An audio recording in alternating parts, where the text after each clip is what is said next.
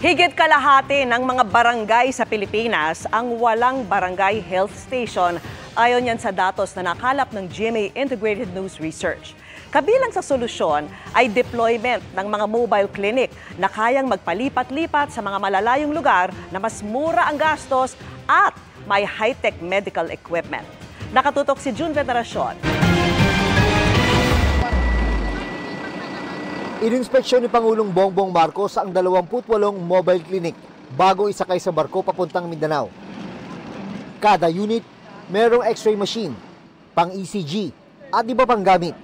At kayang magpunta sa mga sulok ng mga probinsya. Naghahatid din tayo ng dignidad, ng tiwala at ng pag-asa.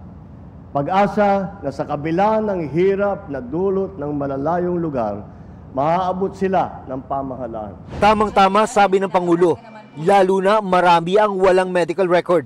Kabilang sa makikinabang ay ang mga taga-Basilan na meron ng 3 government hospital ayon sa kanilang Provincial Health Officer. Sila na ang pupuntahan ng mobile clinic. Yes, kumbaga kami na po ang pupunta doon, hindi na yung pasyente. Malaking bagay lalo't marami ang umaasa muna sa mga barangay health station na meron lang isa kada halos 5,000 tao sa buong Pilipinas. Kung masuri sila ng mobile clinic, mas magkakatsansang maagapan ang mga sakit nila kung meron, tulad ng diabetes, tuberculosis at sakit sa puso.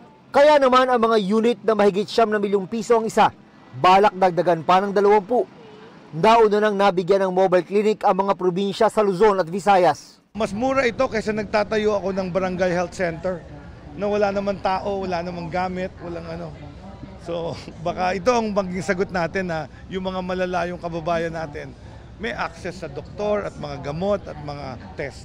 Nagpasalamat din ng Pangulo kay First Lady Lisa Araneta Marcos dahil sa kanyang programang Love for All o libreng medical laboratory services na hindi umano ginastusan ng gobyerno at tumatakbo sa tulong daw ng mga kaibigan ng First Lady. Napakapalad ko rin, na ito yung napangasawa ko, talagang pareho yung aming pag-iisip kaya pagtulog sa bansa. Papagalitan naman ako mamaya na. Ba't ko raw siya laging binabanggit? Para sa GMA Integrated News, June Veneracion, Nakatutok, 24 Oras.